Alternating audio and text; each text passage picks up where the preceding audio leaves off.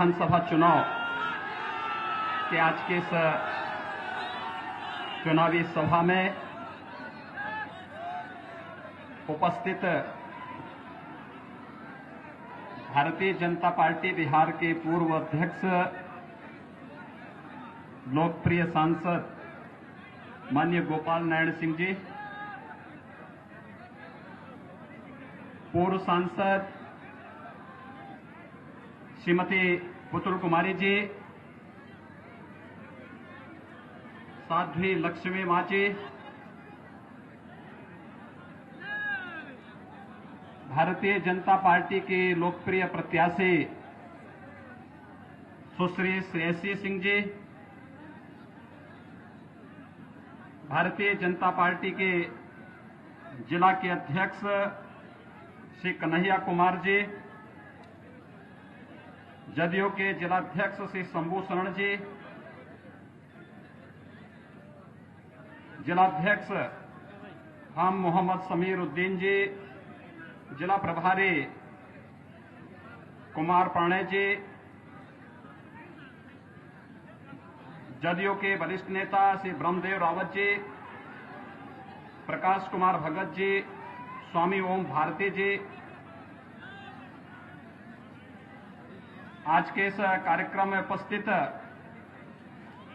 Bharatiya Janata party, JDU और विभिन्न हमारे सहयोगी दलों के सभी पदाधिकारीगण और भारी संख्या में जमुई से जुड़े हुए, विधानसभा जमुई से जुड़े हुए सभी उपस्थित यहां के नागरिक भाइयों बहनों,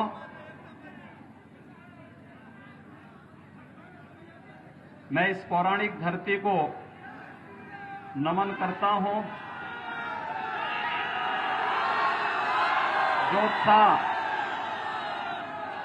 आप सबने इतने पूर्वाहन में ही दिखाया है, वह उत्साह हम सब के लिए बहुत बड़ा सम्मान है। भाइयों बहनों, आज मैं आप सबके बीच में आप सबसे अपील करने के लिए आया हूं। आप सब जानते हैं कि भारतीय जनता पार्टी की जो प्रत्याशी हैं सुश्री श्रेयसी सिंह जी, उनका अपना स्वयं का व्यक्तित्व है। देश का और बिहार का नाम, जमुई का नाम उन्होंने देश और दुनिया के अंदर तो रोशन किया ही है,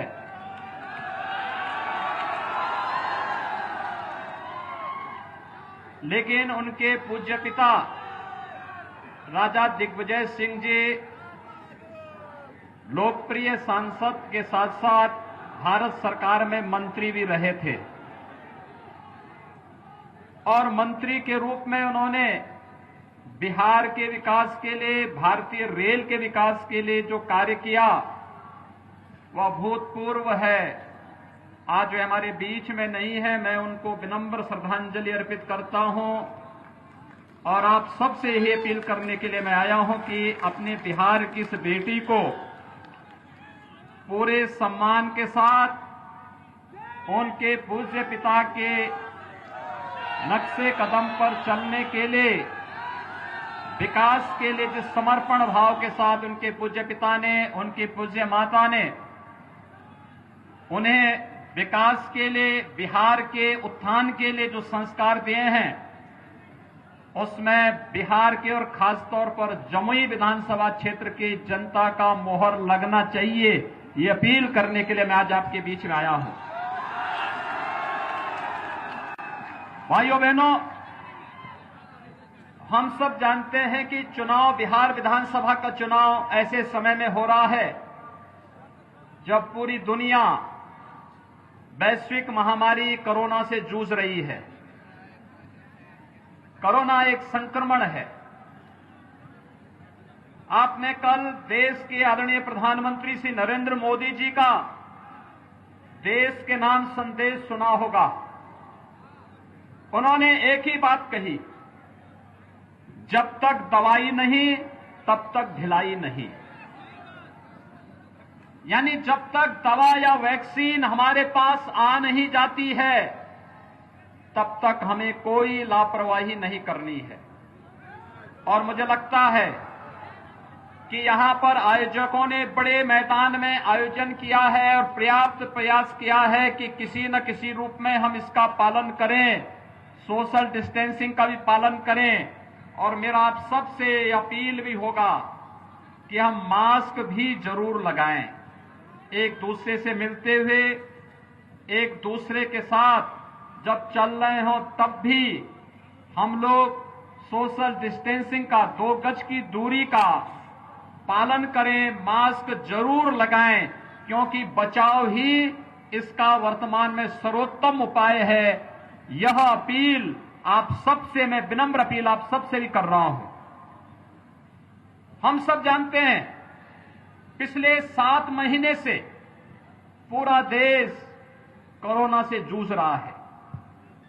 135 करोड़ की आबादी के देश में जिस मजबूती के साथ भारत ने कोरोना के खिलाफ लड़ाई लड़ी, जिस मजबूती के साथ प्रधानमंत्री मोदी जी के नेतृत्व में हम लोग लड़े, आज उसका परिणाम है कि दुनिया की बड़ी बड़ी महाशक्तियां, चाहे वह अमेरिका हो या यूरोप के तमाम बड़े बड़े देश, जो पस्त हो गए कोरोना के सामने, भारत मजबूती के साथ इस लड़ाई को लड़ करके अपनी जनता को सुरक्षित करने में सफल रहा।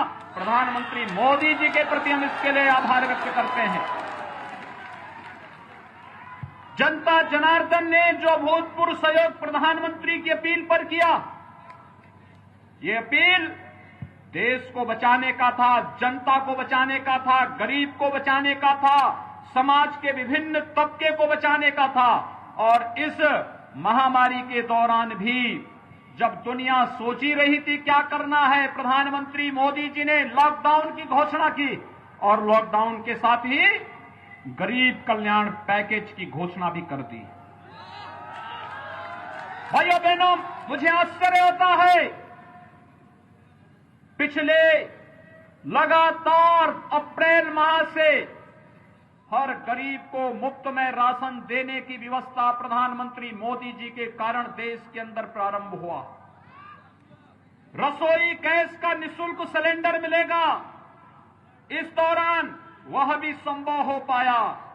और गरीब कल्याण रोजगार पैकेज के अंतर्गत भी उस अभियान की शुरुआत प्रधानमंत्री जी ने बिहार से ही किया था, क्योंकि जब लॉकडाउन हुआ, उद्योग धंधे बंद हो गए, सर्वाधिक प्रवासी कामगार और श्रमिक उत्तर प्रदेश और बिहार के थे, जिन्हें अन्य राज्यों से पलायन करने के लिए मजबूर होना पड़ा था।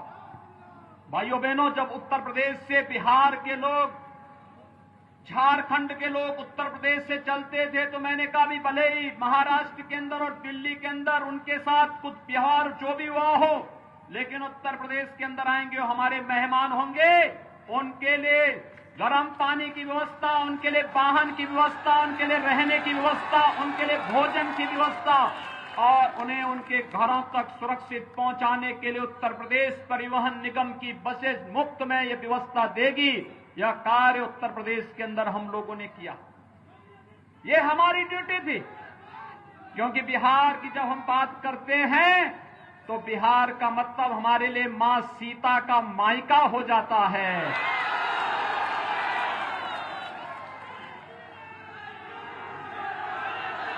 और इसलिए मेरा ये दायित्व बनता है कि सीता मैया के मायके से कोई अगर उत्तर प्रदेश से गुजरे तो उनके सम्मान के साथ किसी भी प्रकार का खिलवाड़ नहीं होना चाहिए। और इसीलिए कोई भी बिहार का व्यक्ति जब उत्तर प्रदेश से गुजरा होगा, उसने एहसास किया होगा कि शासन की व्यवस्था कैसे होनी चाहिए। उत्तर प्रदेश के अंदर वह हम लोगों ने करके दिखाया था।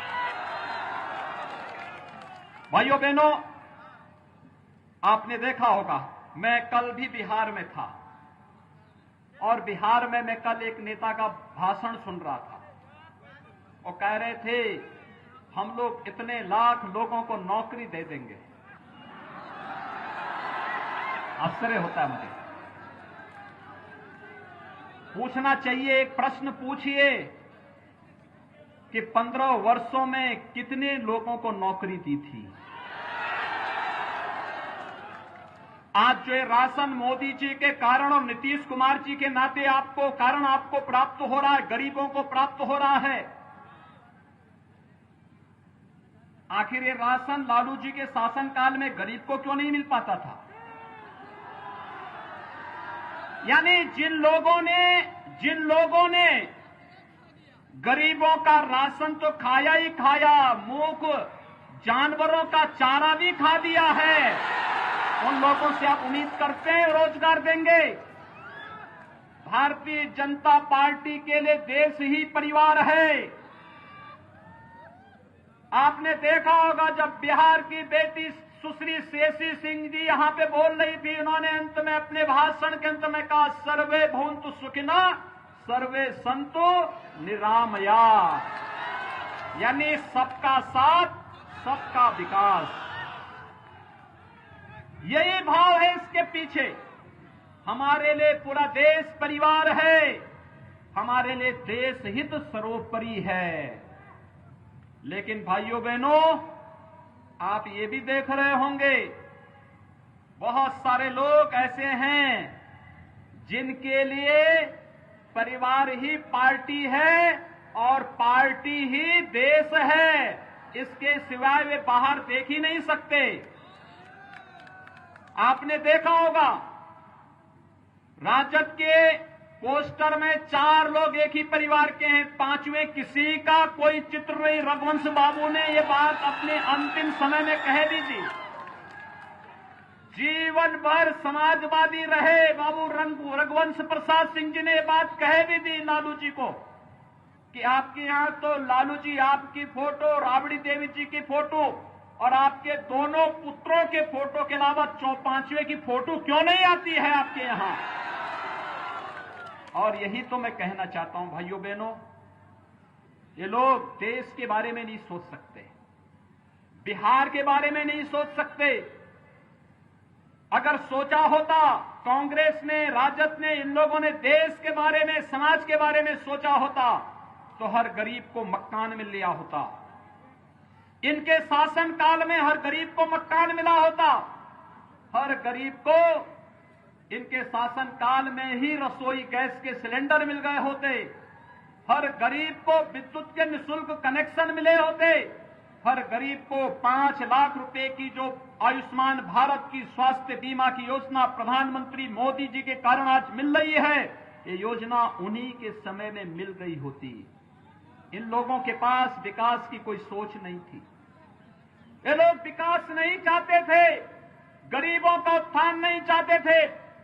2004 से लेकर 2014 तक कांग्रेस नेतृत्व की सरकार रही, लेकिन भाइयों बहनों, इन्होंने विकास नहीं किया। राजद उसमें सहयोगी था, इन्होंने विकास नहीं किया।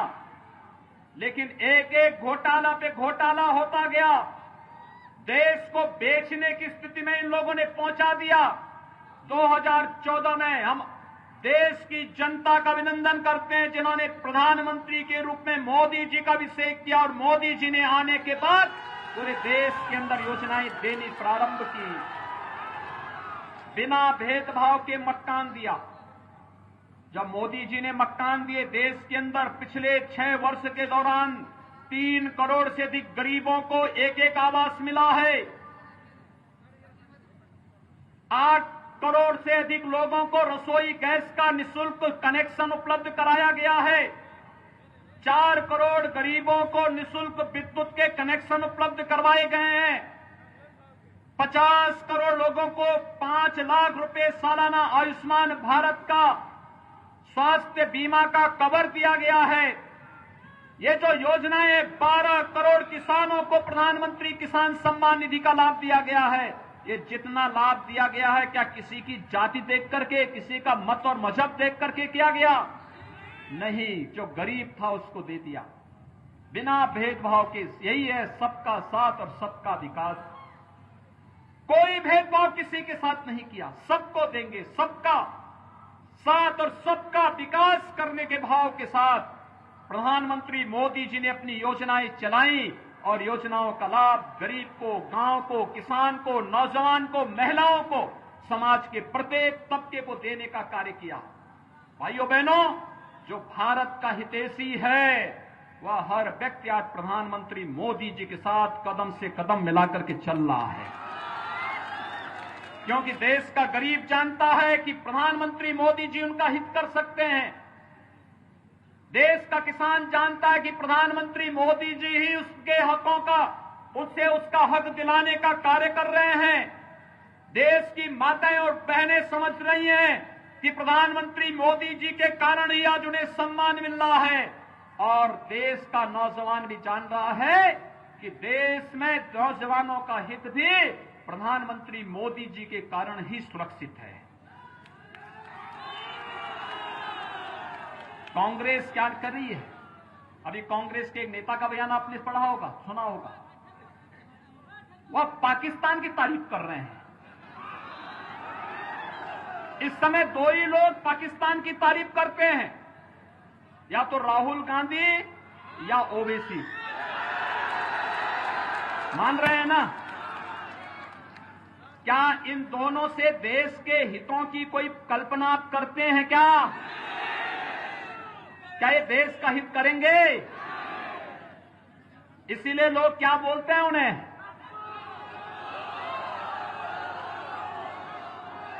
भाइयों बहनों, ये लोग कभी देश के हित के बारे में नहीं सोच सकते। देश के दुश्मन जो भारत के अंदर आतंकवाद फैला रहा हो, जो उसके हित की बात कर रहा हो, उससे उम्मीद ही क्या कर सकते हैं? और इसलिए भाइयों बहनों, आज मैं आपके बीच यही कहने के लिए आया हूं। कुछ लोग वोट काटने के लिए आपके बीच में आए होंगे।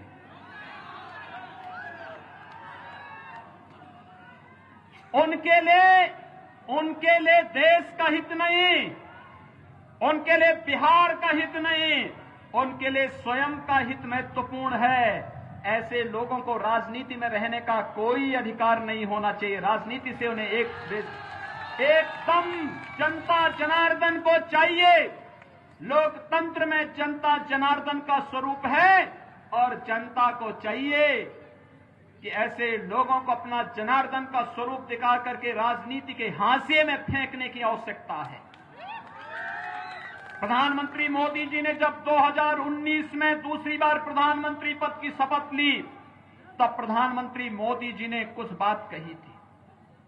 उन्होंने कहा था, पहला 5 वर्ष गरीब कल्याण के लिए, अगला 5 वर्ष भारत को दुनिया की एक महाशक्ति के रूप में उत्थान के लिए। और उत्थान का रास्ता कहां से जाता है? आपने देखा होगा, कश्मीर में धारा 370 हटी तो पीड़ा किसको हुई? या तो राहुल गांधी को या ओवैसी को।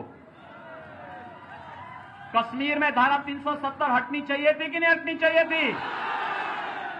ये देश के हित में उठाया गया कदम था ना। लेकिन आखिर राहुल गांधी और ओवैसी इसका विरोध क्यों कर रहे हैं? आप इनकी मंशा को जान सकते हैं। और भाइयों बहनों, धारा 370 का हटने का मतलब, अगर जमुई के लोग भी अब चाहेंगे कि कश्मीर में हम जमीन लेकर के मकान बनाएंगे, तो आपको अब इसकी छूट प्रधानमंत्री मोदी जी ने दे दी है। जाइए आराम से, पूरा कश्मीर घूम करके आ जाइए। अगर कहीं पाकिस्तान परस्त आतंकवादी कहीं भी आपको टेढ़ी नजरों से देखेगा, तो भारत के जवानों की गोली उसकी आंखों को बेचते हुए बाहर कर देगी। अब वो दुस्साहस नहीं कर सकता है, क्योंकि अब तो पाकिस्तान के प्रधानमंत्री इमरान खान भी भयभीत हैं। उन्हें लगता है कि अगर भारत के अंदर कुछ भी करेंगे तो भारत के बहादुर जवान पाकिस्तान के अंदर घुस करके कोई नया सर्जिकल स्ट्राइक को अंजाम दे देंगे। अब पाकिस्तान भी कुछ नहीं कर सकता, क्योंकि भारत अब मजबूती के साथ वैश्विक पटल पर अपनी एक नई पहचान प्रधानमंत्री मोदी जी के नेतृत्व में बना चुका है। आपने देखा होगा, पाकिस्तान, बांग्लादेश, अफगानिस्तान के जितने भी हिंदू थे, सिख थे, बौद्ध थे, जैन थे, इन सबको जो वहां पे प्रताड़ित था, पीड़ित था, गृह मंत्री अमित शाह जी ने कहा कि अगर आप पीड़ित और प्रताड़ित है, भारत में शरण लिया है, हम इन्हें भारत की नागरिकता भी देंगे। नागरिकता संशोधन कानून ला करके उन्हें भारत की नागरिकता देने का कार्य किया, तो भी पीड़ा किसको होती है?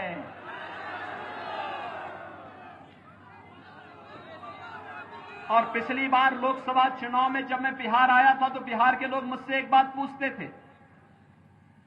थे कि आप उत्तर प्रदेश के मुख्यमंत्री हैं। मैंने कहा कि बताओ कि अयोध्या में भगवान राम का मंदिर कब बनेगा?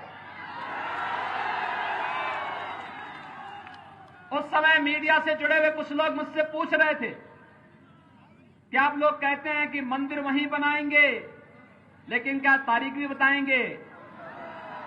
मैंने कहा चिंता मत करो, अब तो हम लोग भाइयों बहनों, मैं आप सबसे कहना चाहता हूं, तारीख बताएंगे नहीं, तारीख में बता करके हम लोग भगवान मोदी जी से भगवान राम के भव्य मंदिर का शिलान्यास भी करा करके आ गए हैं।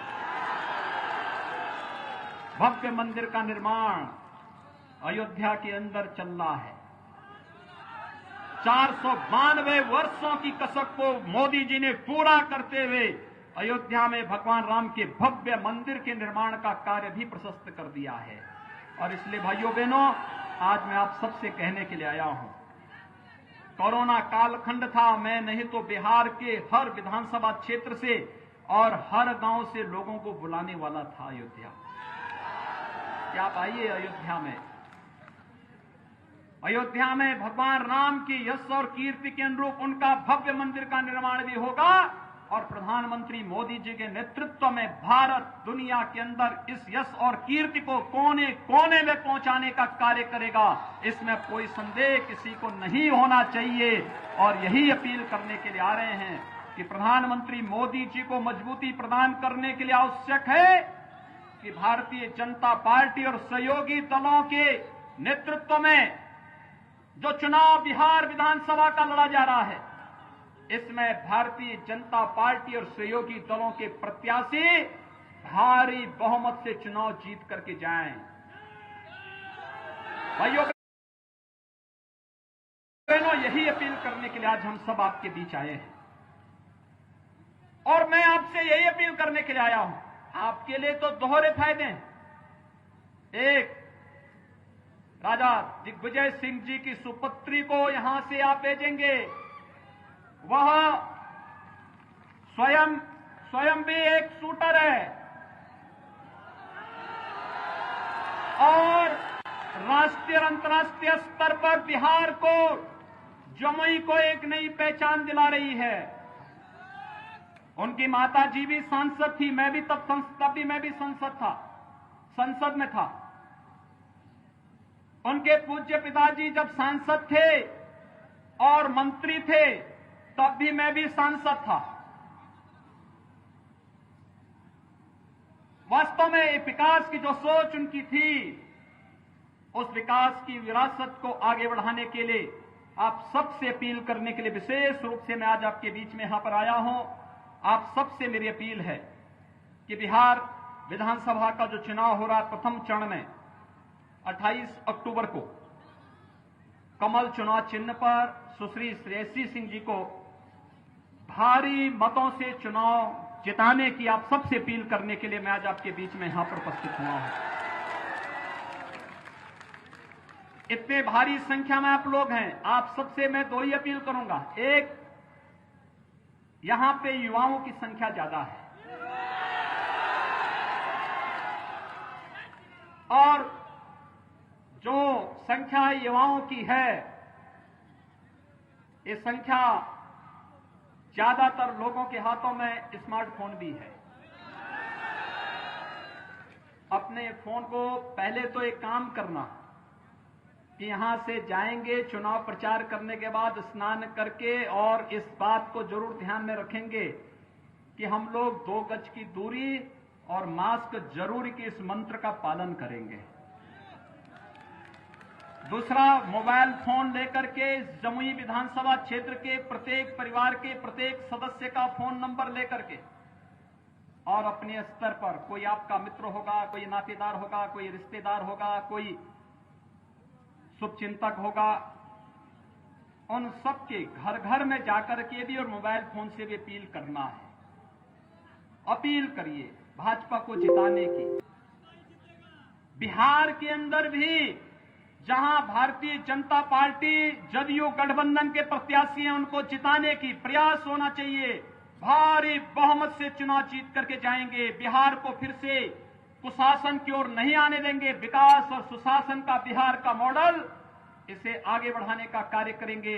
यही अपील करते हुए मैं आप सबसे 28 अक्टूबर को सुश्री श्रेयसी सिंह जी को कमल चुनाव चिन्ह पर भारी मतों से विजयी बनाने की अपील करते हुए वाणी को देता हूं विराम। जय जय श्री राम, जय जय श्री राम।